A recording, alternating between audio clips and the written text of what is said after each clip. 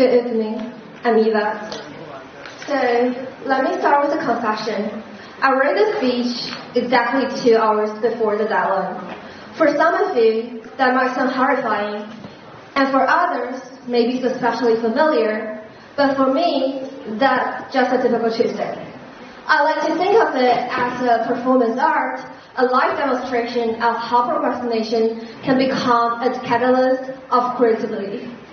But let's not sugarcoat it.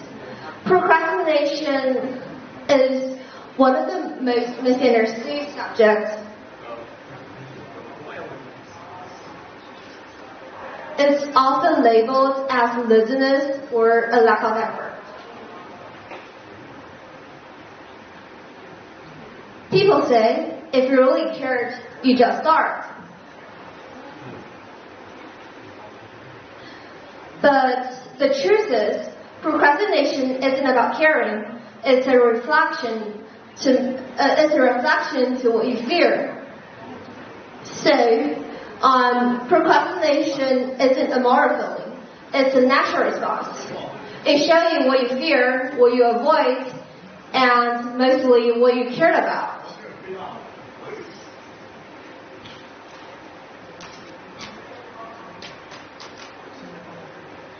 And in that case, understanding procrastination will be the first step to our growth. Procrastination isn't a character flaw, it's a neurological response. When you're facing a challenging task, your brain interprets it as a potential threat, like a lion in the wild. And your amygdala,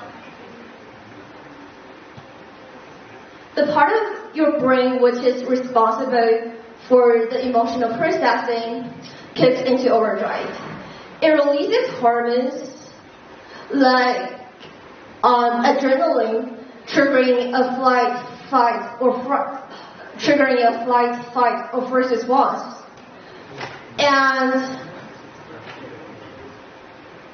the logical part of the brain, called prefrontal cortex, knows that this task isn't life-threatening, but in the heat of the moment, your brain overrides logic with emotions. So instead of starting the project, you avoid it, redirecting the emotions to something less stressful, like binge-watching cat videos or cleaning your desk. But here's the kicker. The longer you procrastinate, the more stressful it feels like. The study shows that an overwhelming task feels even more daunting over time.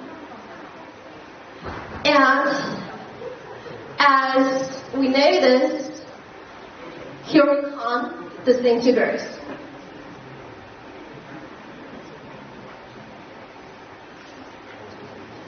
Growth is procrastination.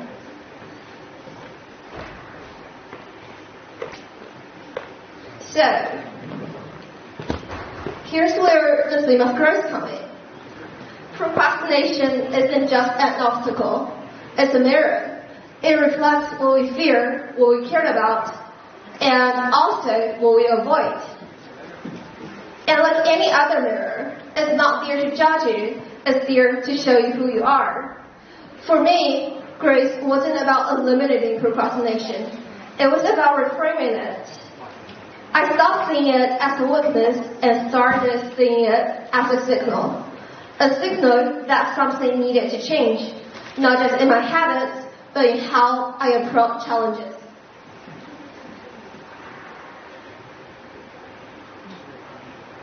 So, after a prolonged period of procrastination growth, I learned 2 things.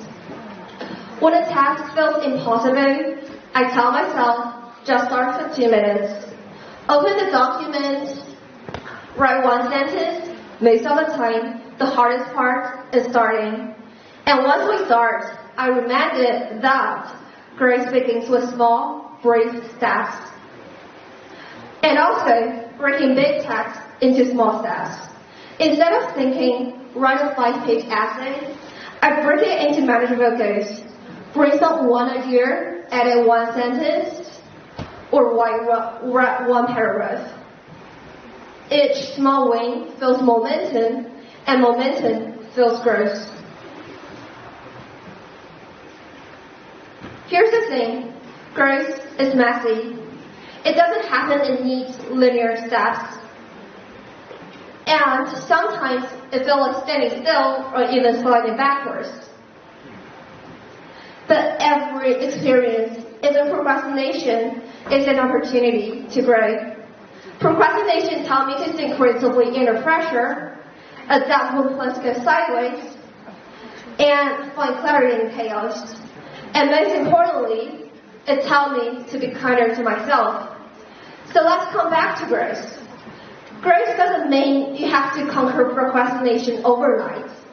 It doesn't mean you have to be perfect either. Growth means starting, no matter how small, no matter how late. Because growth doesn't happen all at once. It happens with every small step, every small effort, every small start. And remember, it is never too late to grow. Thank you.